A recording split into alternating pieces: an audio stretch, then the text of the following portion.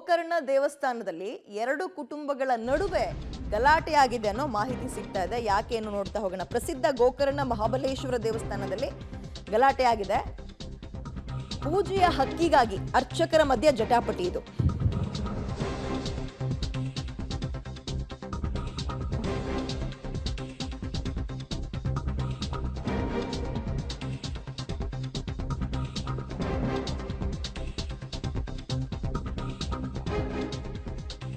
ಪ್ರಸಿದ್ಧ ಗೋಕರ್ಣ ದೇವಸ್ಥಾನದಲ್ಲಿ ಪೂಜೆಯ ಹಕ್ಕಿಗಾಗಿ ಅರ್ಚಕರ ಮಧ್ಯೆ ಜಟಾಪಟಿ ನಡೆದಿದೆ. ತೀರ್ಥ ಕೊಡೋ ವಿಚಾರ ಆಗಿರ್ಬೋದು, ನಂದಿ ಮಂಟಪದಲ್ಲಿ ತೀರ್ಥ ನೀಡೋ ವಿಚಾರಕ್ಕೂ ಗಲಾಟೆ ಆಗಿದೆ. ಈಗ ವಿವಾದ ಇತ್ಯರ್ಥ ಆಗಬೇಕು ಅಂತ ಕೋರ್ಟ್ ಮೆಟ್ಟಿಲೇರಿದವಂತೆ ಎರಡೂ ಕುಟುಂಬಗಳು ಕೂಡ, ಅರ್ಚಕರ ಕುಟುಂಬಗಳು.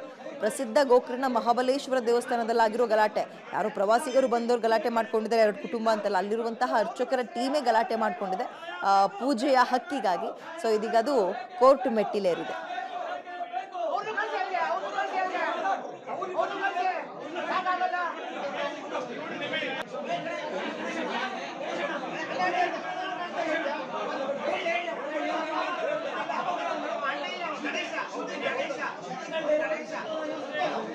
ಹೆಚ್ಚಿನ ಡೀಟೇಲ್ಸ್ ನಮ್ಮ ಪ್ರತಿನಿಧಿ ನವೀನ್ ನೀಡ್ತಾರೆ. ನವೀನ್, ಏನ್ ಪ್ರಕರಣ?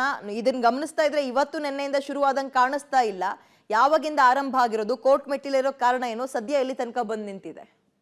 ಇಲ್ಲಿ ಎರಡು ಪ್ರಕರಣಗಳಿದೆ. ಒಂದು ದೇವಸ್ಥಾನದ ದೇವರ ಒಂದು ಹಕ್ಕಿಗಾಗಿ, ದೇವರ ಪೂಜೆ ಹಕ್ಕಿಗಾಗಿ ಒಂದು ಮಾಡೋದ್ರೆ, ನಂದಿ ಮಂಟಪದಲ್ಲಿ ತೀರ್ಥ ಕೊಡುವಂತಹ ಹಕ್ಕಿಗಾಗಿ ಕೂಡ ಕೋರ್ಟ್ ಮೆಟ್ಟಿಲಿರುವಂತದ್ದು.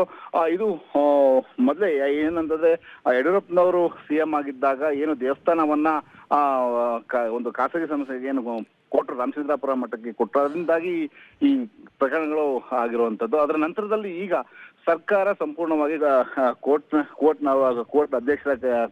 ನ್ಯಾಯಾಧೀಶರ ಅಧ್ಯಕ್ಷತೆಯಲ್ಲಿ ಒಂದು ಸಮಿತಿಯನ್ನ ಮಾಡಿ ಅಲ್ಲಿಗೆ ಕೊಟ್ಟಿರುವಂತದ್ದು. ಇಂಥದ್ರಲ್ಲಿ ಈಗ ಒಂದು ಪ್ರಕರಣ ಆಗಿರುವಂತದ್ದು ಏನಂತಂದ್ರೆ, ನಂದಿ ಮಂಟಪದಲ್ಲಿ ಪ್ರತಿದಿನ ಬರುವಂತಹ ಭಕ್ತಾದಿಗಳಿಗೆ ಒಂದು ತೀರ್ಥವನ್ನ ಕೊಡುವಂತಹ ಕಾಯಕವನ್ನ ಮಾಡ್ತಾರೆ. ಅಲ್ಲಿ ವಾಯ್ದೆಯಂತೆ ಪ್ರತಿ 3 ತಿಂಗಳು 4 ತಿಂಗಳಿಗೆ ಒಂದಂತೆ ಅರ್ಚಕರ ಕುಟುಂಬಗಳು ಬದಲಾಗ್ತವೆ. ಈ ಬದಲಾವಣೆ ಆಗುವಂತಹ ಪ್ರಕರಣದಲ್ಲಿ ಇದರ ಹಕ್ಕಿಗಾಗಿ ಈಗ ಹೋರಾಟ ನಡೀತಾ ಇರುವಂತದ್ದು.